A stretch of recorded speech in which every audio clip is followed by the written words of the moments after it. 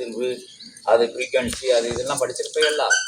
அது மாதிரி உங்களுக்குள்ள அந்த நிகழ்வு போல நம்மகிட்ட இருக்கக்கூடிய வேற மாற்று வேற்று நிலைகளெல்லாம் அது வெளியே கிளம்பும்.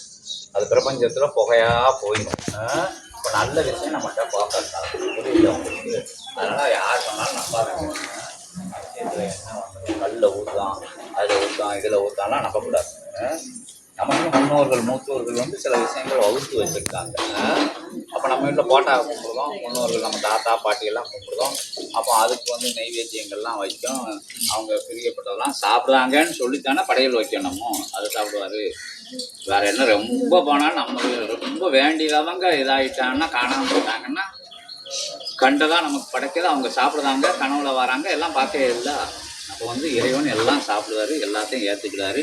அவர் நம்ம வினைகளை ஏற்கிறதுனால அதுக்கு சில ஆகம முறைகள் நம்ம முன்னோர்கள் சித்தர்கள் வகுத்து வச்சுருக்காங்க.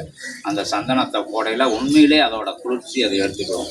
அந்த பாலை ஊற்றையில் உண்மையிலே அதில் உள்ளக்கூடிய புனிதமான விஷயங்கள், ஏன்னா அது புல்லு மேய்ஞ்சி அது புனிதமான விஷயங்களாக பார்க்கப்படுது. நம்ம முன்னோர்கள் சொல்வதால் பசு 33 கோடி தேவரோடு அதான் வச்சு பூஜை பண்ணுவோம். அதோட மடியிலிருந்து சொல்லக்கூடிய அற்புதமான அந்த அமிர்தமானது அதுக்கு புண்ணிய நிலைகளை கொடுக்கும். அந்த அந்த சிலைகளுக்கு எல்லா விஷயங்களும் பூ வந்து ஒரு வந்து உயிர் ஆற்றல். அது வந்து அதை சமர்ப்பணம் பண்ணையில், அதை சமர்ப்பணம் பண்ணி எடுத்து மேலே ஓடையில் அதோட ஆற்றல்கள்லாம் அந்த அந்த இறை நிலைக்கு வந்து நமக்கு கொடுக்குற நிலைக்கு பரிசா நம்ம கொடுக்கும், குளிர்விக்கும் மொத்தத்தில் அந்த ரூபத்தை. இப்போ நம்ம ஹீட் ஆயிடுச்சு, பேசி ஹீட் ஆயிடுச்சு, உறங்காமல் இருந்து ஹீட் ஆயிடுச்சு, அதாயிடுச்சுன்னா எதுக்கு நமக்கு அபிஷேகம் பண்ணதும், ஜலத்தை எடுத்து எதுக்கு அபிஷேகம் பண்ணதும், உள்ளுக்கு குளிக்கும், உள்ளுக்குள்ளே ஹீட்டை இறக்கிறதுக்கு நம்ம என்னென்னமோ விஷயங்கள்லாம் செய்தோம். அப்போ சூட்சம ஆற்றலுக்கும் அந்த ஆற்றல் இருக்கு. ரொம்ப விஷயங்கள் இருக்கு, எல்லா விஷயங்களும் உண்மை. ஒவ்வொருத்தரும் ஒவ்வொரு மாதிரி வழிபட்டு பண்ணுவாங்க.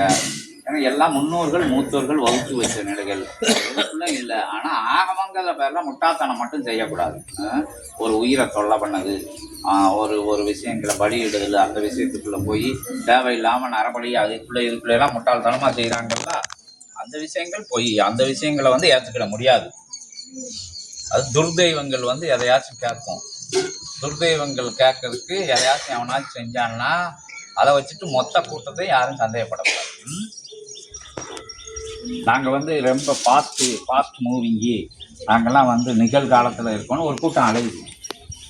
கடவுளை நம்பக்கூடாது, தர்மங்கள்லாம் ஒன்றும் செய்யக்கூடாது, அவன் இருக்கிறத சுருட்டிக்கிடணும், டெக்னிக்கலாக வாழணும், இப்படி ஏமாத்திடணும், அவனை ஏமாத்திடணும், இவனை ஏமாத்திடணும் ஒரு கூட்டம் அலையுது. ஒரு கூட்டம்னா ஒரு சாரர்கள் அலையுறாங்க, எல்லா இடங்களையும் இருக்காங்க. அவங்கள பிரபஞ்சம் வந்து விடவே விடாது. அவங்க என்ன குப்பரை படத்துக்கு செஞ்சாலும் சரி, மல்லாட்ட படத்துக்கு செஞ்சாலும் சரி, என்னத்தை மூடிட்டு செஞ்சாலும் பிரபஞ்சம் பார்த்துக்கிடும். நம்ம கண்ணுக்கு அவங்க மறைஞ்சிடலாம், அவங்க சவுண்டு வராமல் பேசிடலாம், நம்ம கண்ணுக்கு தெரியாமல் எதுனாலும் யாருனாலும் செஞ்சிடலாம், நம்மளே செஞ்சிடலாம். இப்போ நானே இங்கே இருந்துட்டு உங்களை ஏமாத்துறதுக்கு ஏதாச்சும் ஒரு பித்தலாட்டம் பண்ணான்னா அவங்களால கண்டுபிடிக்க முடியுமா? ஆனால் கடவுள் கணக்கு எழுதிடுவார். அதே மாதிரி தான் ஒவ்வொருத்தரும் அவங்கவுங்க செஞ்சுக்கிட்டு சும்மா வேடதாரியாக இருந்துக்கிட்டு உள்ளுக்குள்ள ஒரு நிலையை வச்சு இருக்கையில் நல்ல விஷயம் செய்யறதையும் கணக்கு எழுதிட்டு வரும், கெட்ட விஷயம் செய்யறதையும் பிரபஞ்சம் விடாது. அதனால் அவங்கள பற்றி நமக்கு பிரச்சனை கிடையாது. நம்ம சரியாக இருக்கோமா அப்படிங்கிறதான் இங்கே மேட்டர். நம்ம சரியாக இருக்கையில் சரியானவங்க தான் நம்மகிட்ட வருவாங்க, தப்பான வந்தால் பிரபஞ்சம் நம்மளை விலக்கி விட்டுரும்.